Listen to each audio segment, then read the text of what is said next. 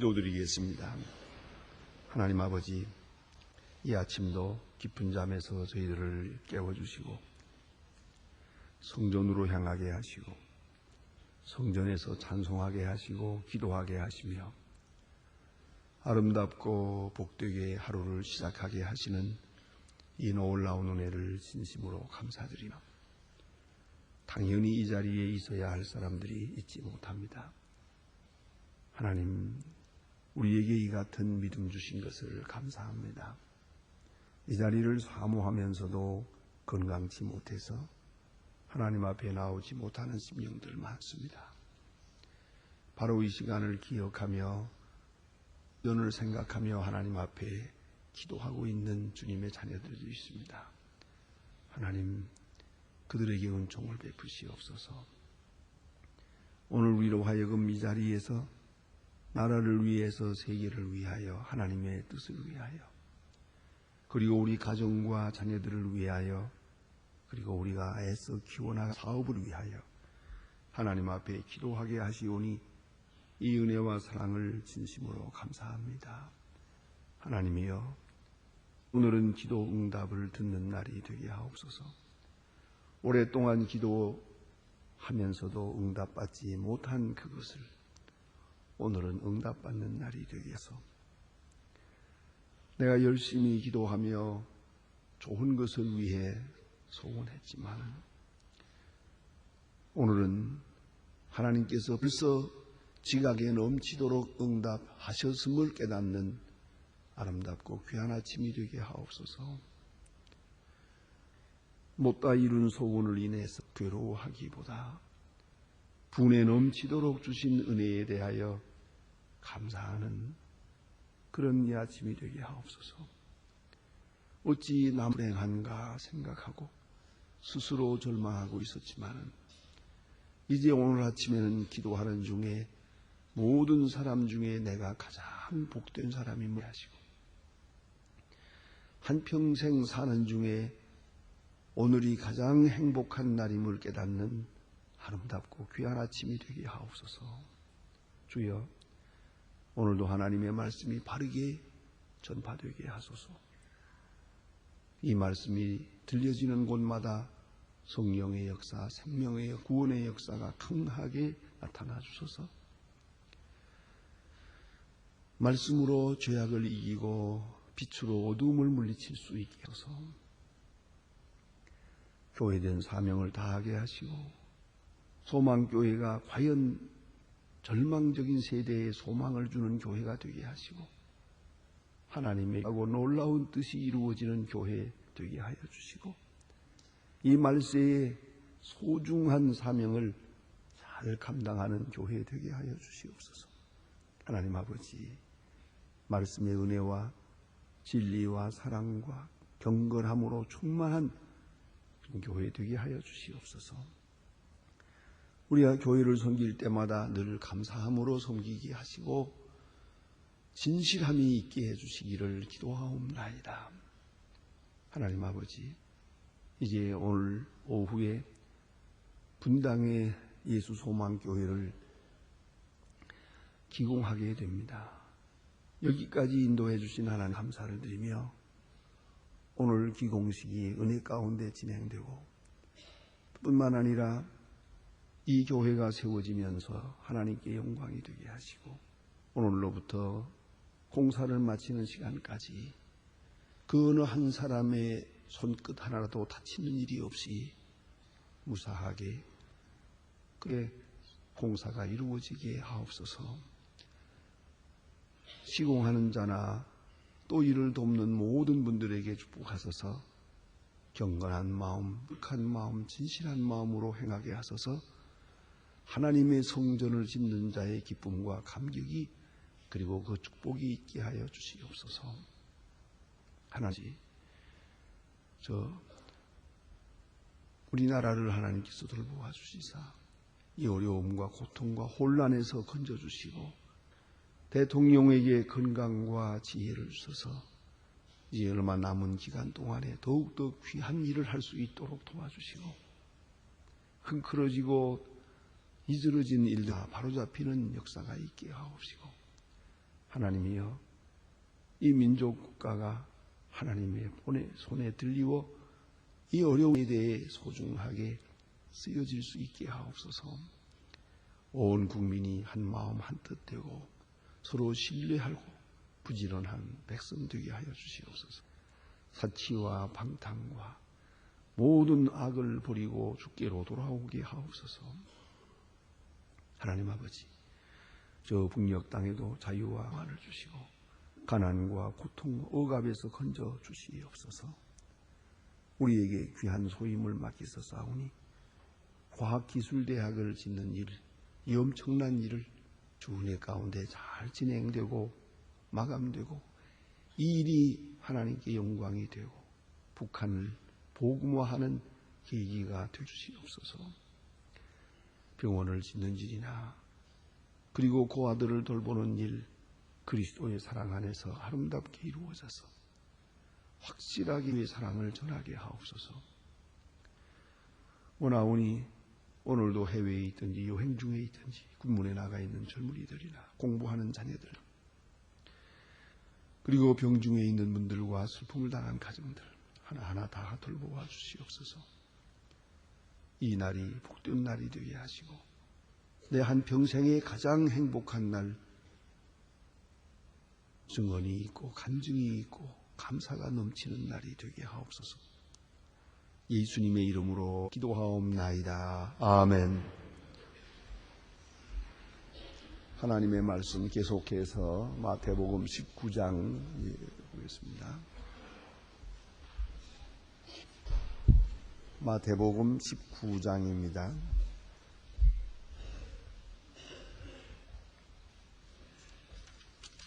마태복음 19장 16절로부터 22절까지 보게 되겠습니다. 16절로 22절입니다. 지금 다 같이 한 목소리로 공시겠습니다.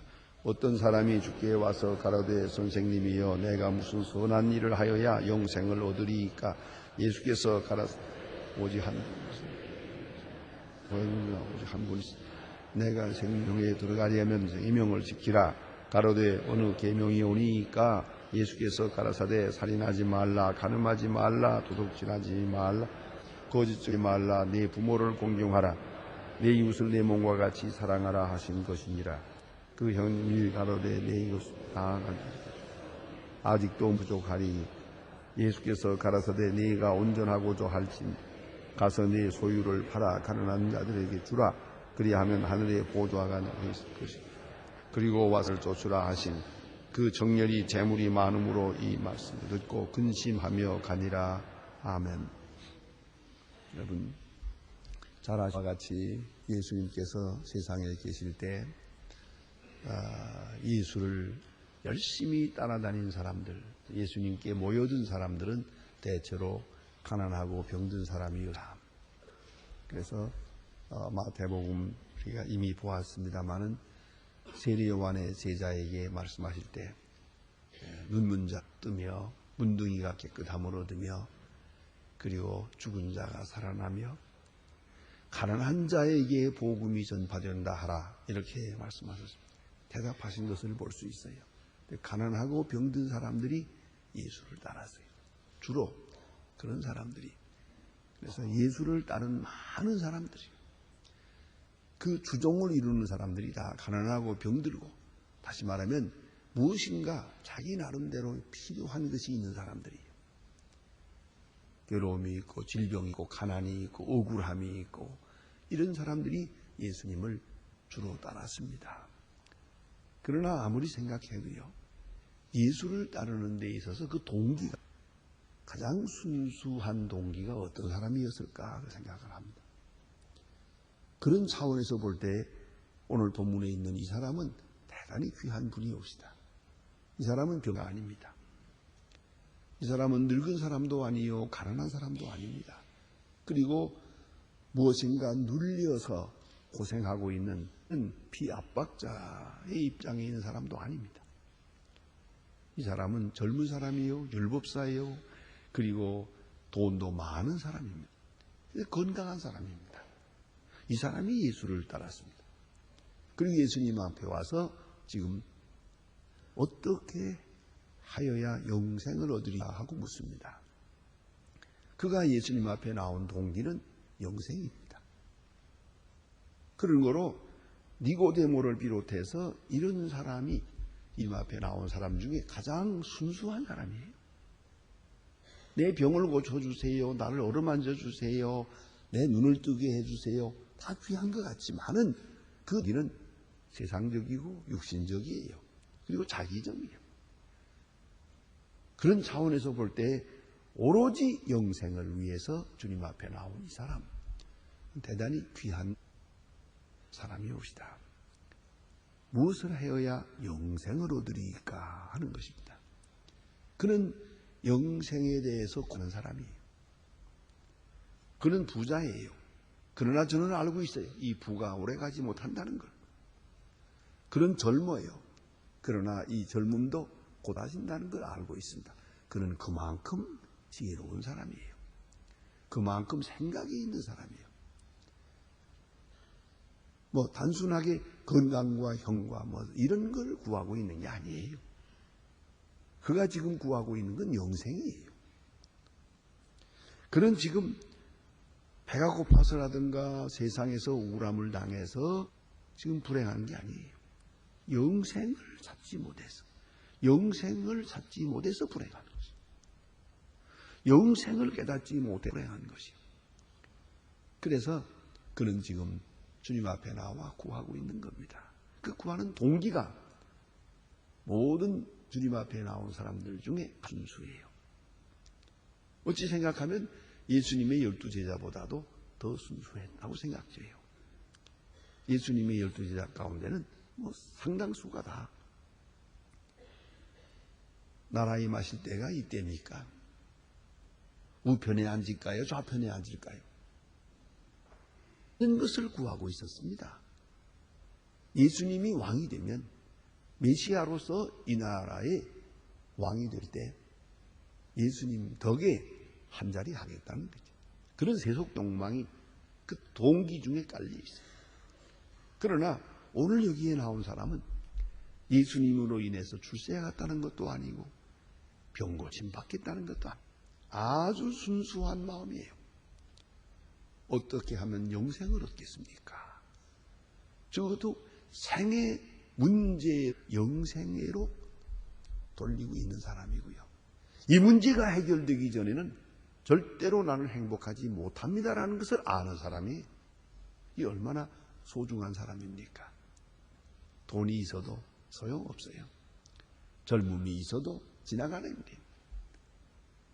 오늘의 뭐 권세가 무슨 소용이 있어요? 세상은 가고 나는 죽어야 되는데요.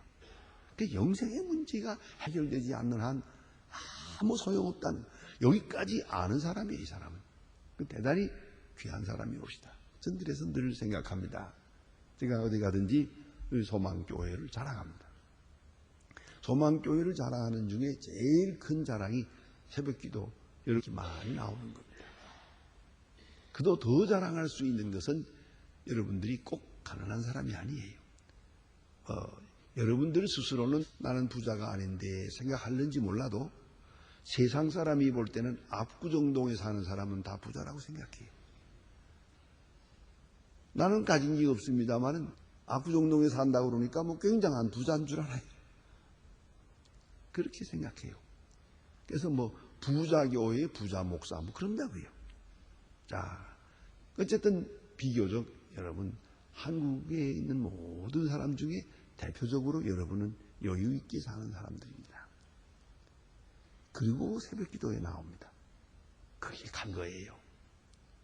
가난하고 병들고 어렵고 뭐 그냥 죄송하지만 남편에게 뻥뻥 얻어맞고 이렇게 사는 사람들, 아주 죽지 못해서 그런 사람들 교회에 나오기 쉽지요.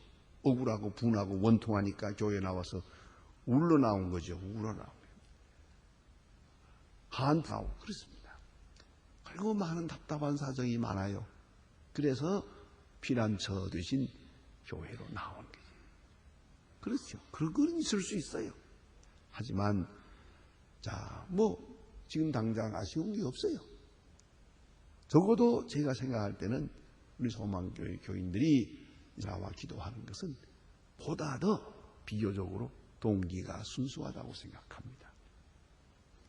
여기서 지금 먹을 걸 달라는 게 아니에요. 당장 내 병을 고쳐달라는 것도 아니에요. 지금 내가 원하는 것은 영생이에요. 오늘 본문에 나타난 이 사람처럼 영생에 가장 가까운 그러한 동기로 오늘 이 자리에 우리가 있는 것이에요. 그런 의미에서 가장 소중한 것이요. 여기에 병든 자와 건강한 사람이 새벽기도 나왔다면 건강한 사람이 나오는 것이 훨씬 더 동기가 순수한 것이에요. 가난한 부한자라고 말한다면 부한자가 새벽기도에 열심히 나온다면 그의 믿음이 훨씬 더 높은 차원의 것이라고 생각해야 돼요. 그래서 젊은 율법사 이 사람이 예수님 앞에 나와서 영생 문제로 질문을 하게 되는 것은 참으로 그 동기적 차원에 높이 평가해야 한다는 것입니다. 그런데 예수님 앞에 와서 지금 물어봅니다. 내가 무슨 선한 일을 하여야 영생을 얻으리? 어찌 선한 일을 하여야? 예? 무슨 선한 일을? 그게 여기서 빗나가고 있어요. 그런 선하다고 생각했어요. 많은 율법을 다 지켰다고 생각했어요. 그러나 만족지를 못해요. 그리고 또 무슨 일을 해야 될까요? 그는 살인하지 말라, 간음하지 말라, 도둑질하지 말라 이게 다 지켰다고 생각했어요. 그러나 예수님께서는 그렇게 말하지 않았어요. 내 이웃을 내 몸과 같이 사랑하라 그랬어요. 적어도 이 계명에 가서는 아니요. 저는 이웃을 내 몸과 같이 사랑하지 못했습니다. 해야 되는 거예요. 그런데 어찌 그는 말하기를 이 모든 것을 내가 지켰다. 이 모든 것을 지켰습니다. 얼마나 그 잘못된 생각입니까? 그 무엇인가 지금 상당히 잘못 생각하고 있어요. 부모를 공경하라. 글쎄 얼마나 공경을 했을까요? 살인하지 말라. 예수님의 말씀대로 말하면 남을 미워해도 살인한다. 어느 때 죽이고 싶은 생각이 지나갔더라도 그것도 살인인데요. 간음하지 말라. 도둑질하지 말라. 거짓 증거하지 마라. 얼마나 지킬 수 있을 것 같습니까? 얼마나 지켰다고 생각하십니까? 더구나 내 이웃을 내 몸과 같이 사랑하라. 내 이웃의 절비타게 가난자가 있고 억울한 자가 있고 환자들이 있고 예수님 앞에 찾아오는 사람들처럼 그렇게 많은 불쌍한 사람들이 눈앞에 있는데 어떻게 이웃을 같이 사랑했다고 할 수가 있겠어요? 그러나 그 사람은 말합니다. 내가 어렸을 때부터 이 율법을 다 지켰나이다. 또 무엇을 하면 되겠다. 이에 대하여 예수님이 말씀하시는 겁니다. 이 사람이 이렇게 율법을 지켰다. 나는 율법을 듣습니다. 그러나 영생을 얻지 못했습니다. 율법을 다 지켰습니다. 어렸을 때부터 지켰습니다. 율법에서 빗나가는 삶을 살지 않았습니다. 그러나 내 마음에 영생이 없습니다. 영생이 보이질 않습니다. 내 앞에 영생이 보이질 않습니다. 영생이 느껴지질 않습니다. 내가 안 보입니다. 무슨 선한 일을 하면 되겠습니까? 이렇게 묻고 있는 겁니다. 이에 대하여 예수님께서 하신 말, 너무나도 요새 말로 말하면 심리학적 비판에 근거한 말씀. 아주 그의 속을 꿰뚫러 보고 있습니다. 내가 율법을 다 지켰다 하는 그 말은 교만이에요. 거짓말이에요. 자기가 지금 거짓말하고 있다는 걸 모르고 있어요. 무엇에 쓰여 있어요? 그건 왜냐하면 율법을 지켜서 지켰다고 그러는 게 아니에요. 다 지킨 결과로 부자라고 생각하기 때문이에요. 부는 의의 결과가 아니거든요. 그런데 이 사람은 유대 사람들이 전적으로 생각하는 거예요. 건강하면 좀 선의 결과예요. 병들면 죄의 대가라고 생각했어요. 가면 그것은 하나님의 법을 떠났기 때문이요. 부한 것은 선하게 산 값으로 하나님께서 부입 주었다고 생각했어요. 그러한 인과보응적인 그런 이론에 의해서 그런 생각합니다. 내가 이렇게 부하다. 그것은 바로 율법을 지켰기 때문이요. 내가 이렇게 건강하고 이렇게 영광을 누리고 권세를 누리며 삽니다. 그것은 내가 하나님 앞에 선했다는 것을 말하는 것입니다. 그렇기 때문에 이렇게 된 거죠. 확실하게 여러분 그걸 아셔야 됩니다. 배고픈 자의 코가 예민합니다. 그래서 가난한 사람은 정의감이 강합니다. 그래서 가난한 사람이 볼 때는 저것도 악이고 저것도 악이고 저것도 불의이고 저것도 위선이고 이런 말을 합니다. 부한 사람에게 물어보세요. 그렇게 해서 되나 하고 물으면은요. 그 원래 사람 사는 게 그런 거지. 어떻게 거짓 없이 사나? 어떻게 말 안 하고 장사하겠나? 세상 사는 게 그런 거야. 이렇게 대답합니다. 그는 그 부가 그 사람의 도덕적인 불감증 들었어요. 감각이 둔합니다. 그래서 부한 사람은 언제나 둔감합니다. 그걸 알아야 돼요.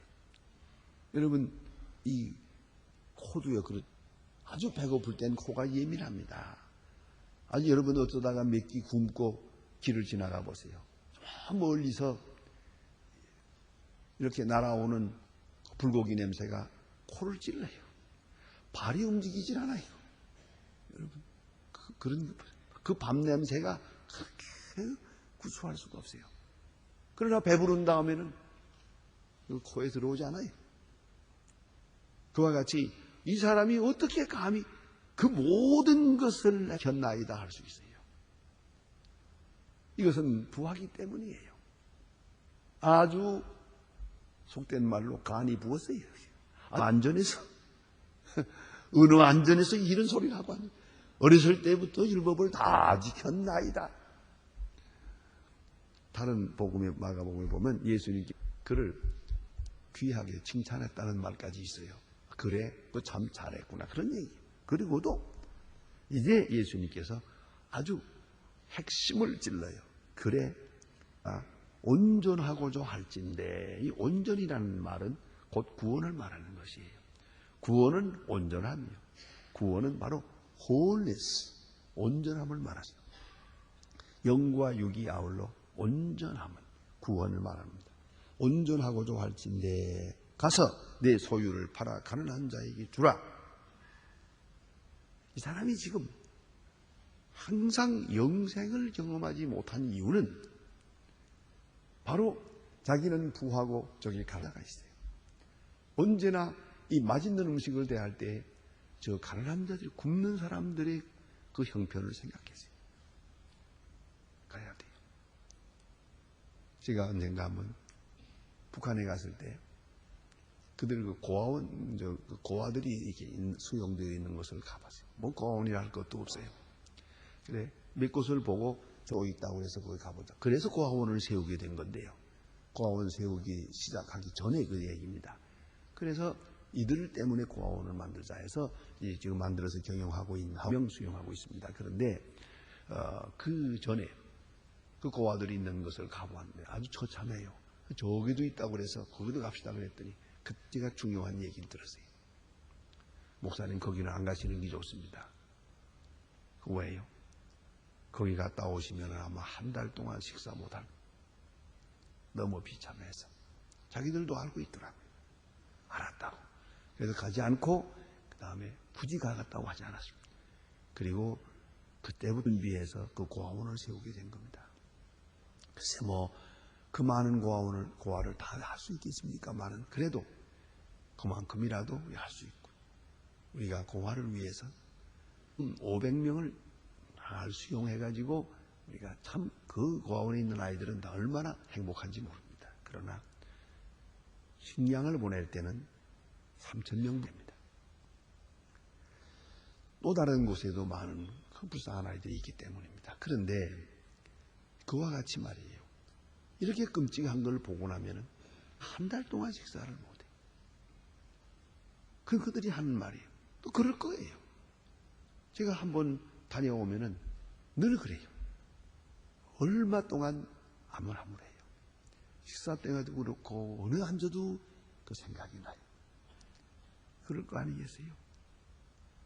내가 부자냐? 이 거리에 하면 절비슷하게 불쌍한 사람들이 있어요. 그리고 내가 영생을 어떻게 생각하는? 어떻게 영생을 바라는? 어떻게 내 마음에 샬롬이 있기를 바라느냐? 그런 거로 다 팔아 가난한 자에게 주라. 그리고 와서 나를 쫓으라. 구체적으로 가르쳐 주었어요.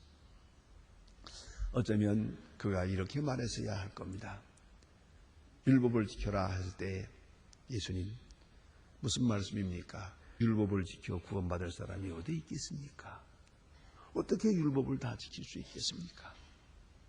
내 주변에 이렇게 불쌍한 사람들이 많고 비참한 사람들이 있는 한 내가 어떻게 평안할 수 있겠습니까? 이제 내가 어떻게 영생을 얻겠습니까? 율법을 지켜서 영생을 얻는다면 영생을 얻을 수가 없습니다. 이제 나는 어떻게 하면 좋겠습니까? 하고 물었다면 예수님 모름지기 나를 쫓으라 그랬을 겁니다. 나를 믿으라 그랬을 겁니다. 그런데 이 사람은 지금 무언가 아직도 한 단계 더 넘어야 돼요. 그게 바로 뭐냐면 자만이에요. 율법을 지켰다고 하는 교만이, 율법을 지킨 대가로 내가 오늘 이와 같이 부한자로 살아가고 있다고 착각을 하고 있어요. 그런 거로 내 마음의 바로 내 돈의 문제이고 내가 가진 부 때문의 문제라. 가난한 자에게 주라. 그리고 나를 쫓으라. 이사세요. 그렇게 소중하게 영생을 생각했는데 청년이 재물이 많음으로 이 말씀을 듣고 근심하며 가라. 재물이 많음으로 근심하며 가요. 아이고 그걸 어떻게 남 줄 수 있나? 그걸 흩어줄 수가 없지. 그래서 재물과 영생을 놓고 양대기를 해야 될 시간이 왔거든요. 그는 재물 편을 택하고 영생을 버렸습니다. 이 본문을 보고 이 성경을 읽고 성 안토니라는 사람은 옛날에 이걸 읽다가 이 사람은 근심하며 돌아갔지만은 나는 내 재물을 다 바칠 것이다. 다 가난한 자에게 줄만 남은 것을 자기 누이동생에게 주고 자기는 산으로 돌아가서 수도사가 됩니다. 유명한 얘기입니다. 이 본문을 보고 이 사람은 근심하며 돌아가서 나는 이대로 할 것이다 해서 유명한 성 안토니가 된 것입니다. 어쩌면 이 사람이 이랬을 것 같이 생각해요. 다 팔아 가난한 자에게 주라 그럴 때 네, 그러겠습니다. 당장 가서 다 팔아치우고 곧 주님을 따르겠습니다 라고 해서는 어떻게 될까? 그러고 했을까? 글쎄 봅시다마는 예수님께서 뭐 그럴 것 없다 그랬을 것 같아요. 지금 이 사람이 마음이 문제예요. 이 불안감, 이것 때문에 교만했고 이것 때문에 자기를 특별하게 생각하고 이것 때문에 영생으로 향하지 못하고 있는 거예요. 이게 장애물이 되고 있는 거예요. 오늘도 보면 그런 잘못된 재물이 그를 가로막는 것이죠.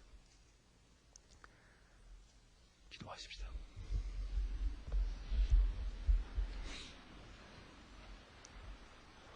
하늘에 계신 우리의 아버지시여 이름이 거룩히 여김을 받으시오며 마옵소서. 뜻이 하늘에서 이룬 것 같이 땅에서도 이루어지이다. 오늘날 우리에게 일용할 양식을 주옵소서. 우리가 우리에게 죄진 자를 사해 준 것 같이 우리 죄를 사하여 우리를 시험에 들게 하지 마옵소서. 다만 악에서 구하옵소서. 나라와 권세와 영광이 아버지께 영원히 있사옵나이다. 아멘.